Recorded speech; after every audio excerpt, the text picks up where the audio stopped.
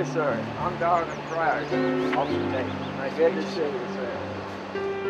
Strong, sound bodies and a working knowledge of judo are necessary to meet the emergencies often confront a G-man. Not only does each new special agent undergo months of intensive training at the FBI Academy, but as long as he remains in the service, he must return for retraining. Wow. Oh, geez. What do you think of that? Nothing. Not even me. Thank you, Wayne. Hey, man. Good to see every one of you. Might be a little different style preaching than you've been used to. In Isaiah 21:11. God-denying atheists, agnostics, infidels. I'm so damn old and weak. There we go. Thank you, sir. Here you go, you hang on to that thing. There you go, you hang on to that thing. Look at there. You still got it. You've still got it. December 4th in Greensboro, North Carolina. I'm still a member.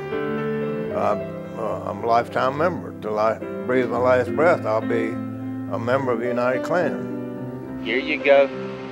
How you doing it? Oh, well, no, I was squeezing it too. You keep them thumbs away from that cylinder. Look at here. Look at here. Oh, I guess Now, it's did you flinch? Did we shoot 6? Did you flinch? Yeah. It's a 5-shooter, right? I'm checking you, see if you're going to flinch on me. All of them are gone, aren't they? That's right. Oh, God. Go ahead and empty those out. All right. This is my dad, and this is a collard green. If the subject of collard greens ever comes up around my dad, he will invariably say, "We never ate those at the house." Only someone from the South could encode a racial subtext in such an offhanded statement, and only someone from the South could immediately understand that unspoken racial subtext. The code is this: collards were in some unknown way a coarser green eaten by black folks, while my dad's family of white aristocrats ate turnip greens, I suppose.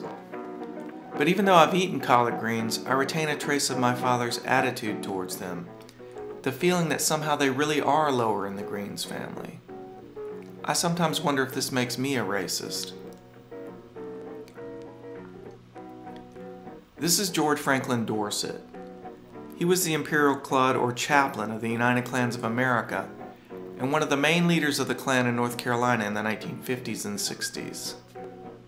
He worked for my dad as a paid informant, one of the highest ranking members of the KKK, who secretly provided information to the FBI.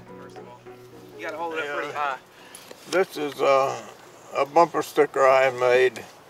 I got my idea from back in the 20s when they had so many clans. They said they had 6 million Klan members, so I got the idea 6 million couldn't be wrong, join the Ku Klux Klan. I started off in an open air service. All I had was benches, a light and a platform. God forgives you for drinking, gambling, you're sinning, ordinary sinning, but for mongrelizing, he said, don't even pray. Don't pray or make intercession. This is a story of two Southerners who had ancestors in the Ku Klux Klan. Two Southerners who witnessed the civil rights struggle in North Carolina. Two Southerners who saw the South change during the 1960s and came out of that period with different views on the issue of race. One became a reconstructed Southerner, one remained an unreconstructed Southerner. One saw the Ku Klux Klan as a threat to national security.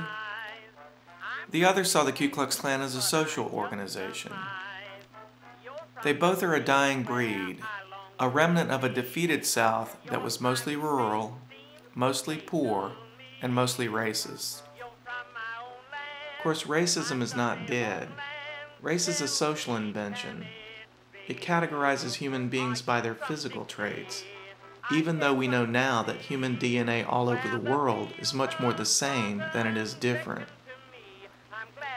In the 18th century, using race to exclude Africans from the family of man was an effective way to justify slavery. And framing the world in racial terms became an unquestioned way of life that was handed down through the generations. It's a sin that my father and many Southerners of his generation were forced to confront by the civil rights movement in the 1960s. It wasn't easy. But this is also my story, because that racism has been handed down to me. It's a stain, a kind of virus passed to me and to my children. As a Southerner, I carry that burden, the original sin of slavery, and I know how deeply race runs here. Yankees may feel they're innocent. They may not feel the stain so deeply. And for almost everybody, the simple, convenient answer has always been, we have found the racist enemy, and it is the South.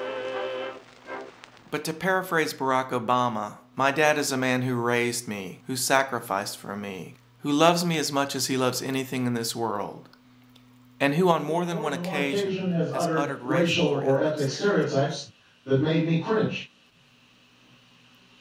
These people are part of me, and they are part of America, this country that I love.